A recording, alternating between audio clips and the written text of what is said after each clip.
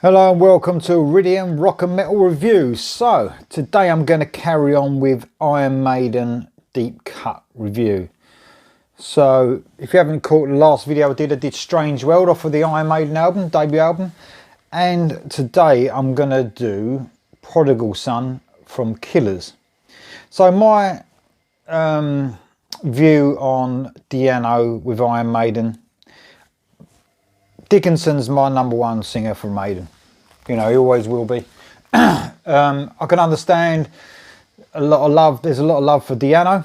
And I like these two albums, by the way. But I much prefer the debut album, Iron Maiden. I think the songwriting's better. I know the album gets a lot of stick for production purposes, but I don't see much wrong with it, to tell you the truth. There is a better production on Killers, but I don't think the songwriting's as good as Iron Maiden. I think the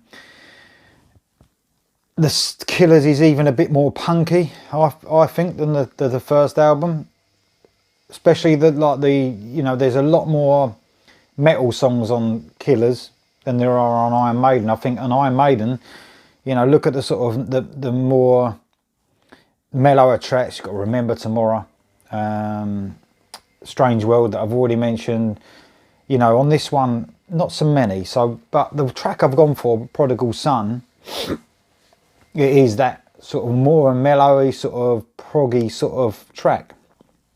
So at this stage, Adrian Smith came into the band and created nearly the classic lineup. Classic for some, if you like Di'Anno, of course. But yeah, Adrian Smith came in. Dennis Stratton went out. And he made the first album. So what we're going to do, we're going to break this one down. Obviously, I really love this track. I'll probably break it down a couple of times and stop the track while we're listening to it, but not too much, so I won't upset you too much. So Prodigal Son, Iron Maiden. Here we go.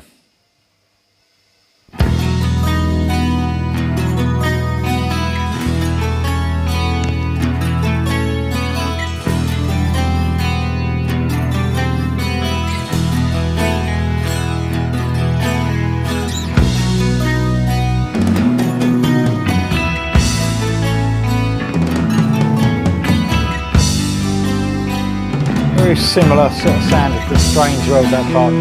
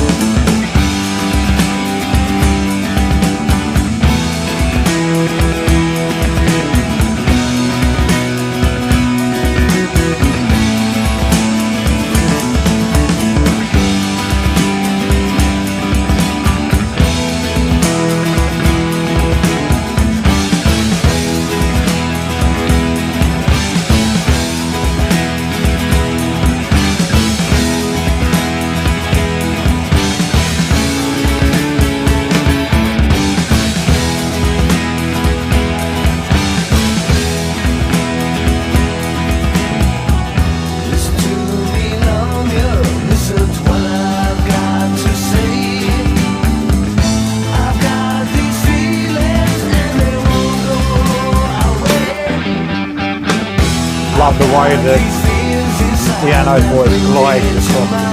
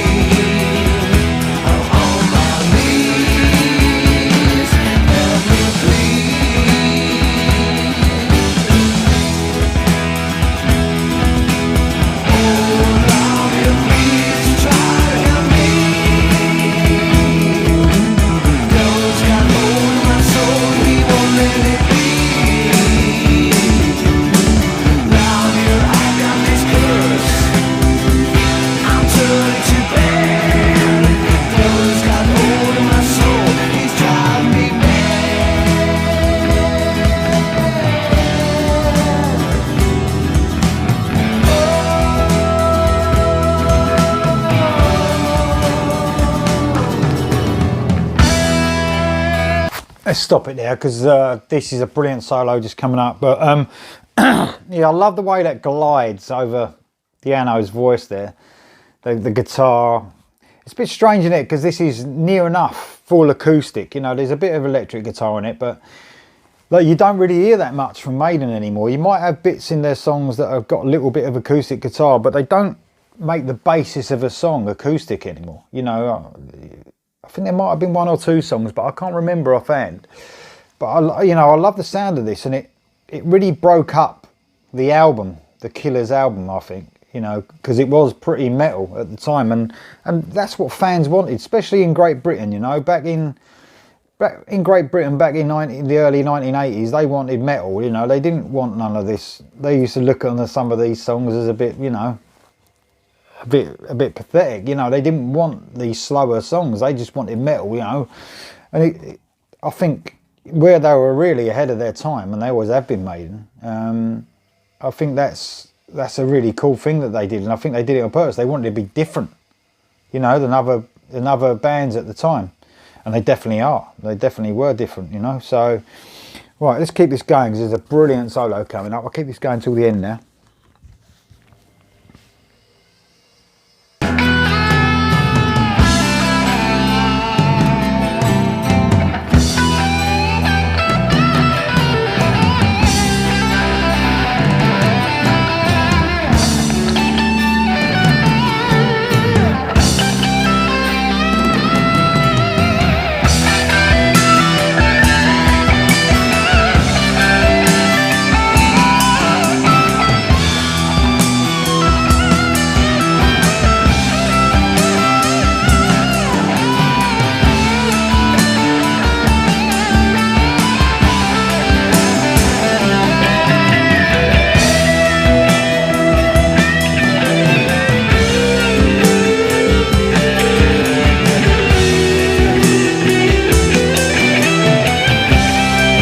Love the change there from guitar to guitar.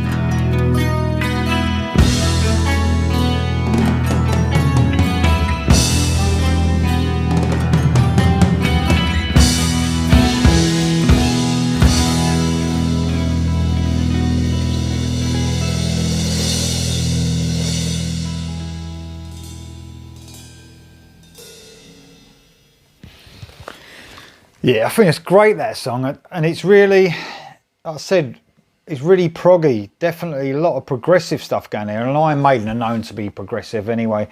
Not as far as some bands, you know what I mean? But they definitely got proggy elements to their music, and that's definitely it. Even a little bit folky as well, I'd say. A little bit folky in there. But I love that guitar solo, especially when it's switched. And you know what, I'm not sure. I think it might have been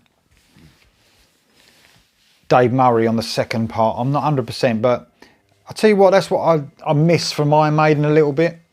Their first few albums, we're talking like probably up to when Yannick Gers, you know, came in the band.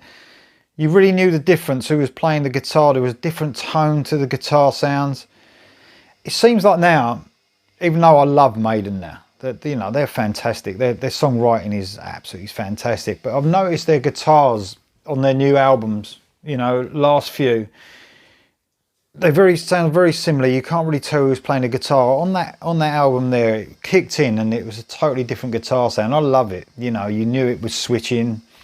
And I've missed that a little bit. I do miss that a little bit, but they're still great. Do you know what I mean? They're one of the best. Well, they're my favourite band ever. So, you know, I mean, they are fantastic. But brilliant vocal performance as well by Di'Anno. You know, I love it when he sings that smoother sort of vocal performance rather than the rougher sound, the punkier sound. But yeah, that was great. So my next album, obviously, Number of the Beast, the massive Number of the Beast. So give me a few clues, because it's going to be hard, this one, and what a deep cut I can do on Number of the Beast. It's going to be difficult because it's quite a big album, that. I've got some ideas about the others. Number of the Beast ain't going to be so easy, so let me know. Let me know what you thought of this review of this deep cut as well. And please subscribe. Red button, bottom right hand corner.